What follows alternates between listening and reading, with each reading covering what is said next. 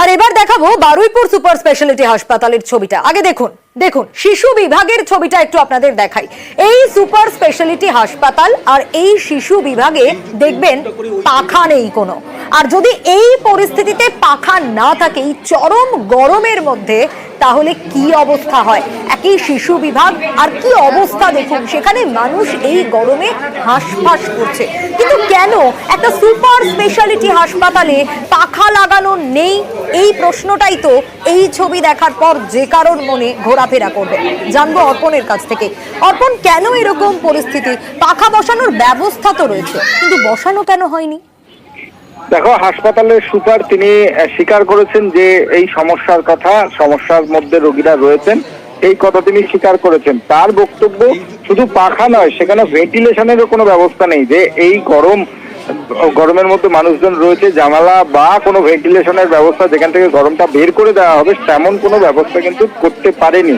দীর্ঘদিন ধরেই এখানে ওয়ারিং এর কাজ শেষ হয়েছে, পাখা লাগানোর জায়গা ঠিক হয়েছে, কিন্তু শেষ পর্যন্ত পাখা লাগা যায়নি। স্বাভাবিকভাবে তুমি বুঝতে পারছো যেখানে 40 ডিগ্রি 41 ডিগ্রি সেন্টিগ্রেড, সেখানে এই অবস্থা। যদিও কয়েকদিনের বৃষ্টিতে একটু অস্বস্তি থাকলেও কিন্তু এই হাসপাতালের মধ্যে যারা শিশু বিভাগে যারা শিশুদের নিয়ে আসছেন, পরিবারের লোকজন এবং শিশুরা, তারা যথেষ্টই অসহ্যের মধ্যে পড়েছেন। কারণ যারা চিকিৎসা করাতে আসছেন তারাই এসে অসুস্থ হয়ে যাচ্ছেন, এবং এই যে অস্বস্তিকর অবস্থা সেটা থেকে কবে মানুষজন যারা আসছেন তারা পরিত্রাণ পাবে তা নিয়ে কিন্তু সদুত্তর মেলেনি।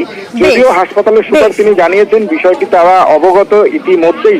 হাসপাতালের যে বিদ্যুৎ বিভাগ তাদেরকে তারা লিখিতভাবে জানিয়েছেন যে এই সমস্যার সমাধানের জন্য যত দ্রুততা সম্ভব।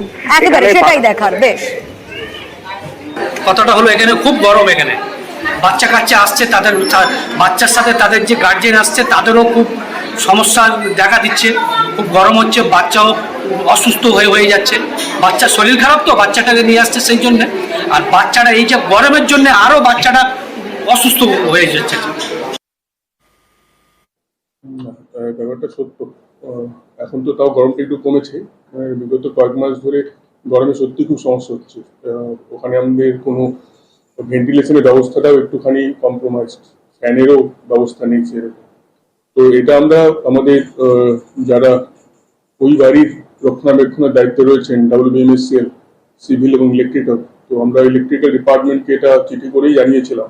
সেই অনুযায়ী খুব সম্ভবত বেশ কিছু ফ্যানের একটা প্রসেসের মধ্যেও রয়েছে, এবং যতদূর আমরা জানি এখন ওয়ারিং এর কাজ চলছে।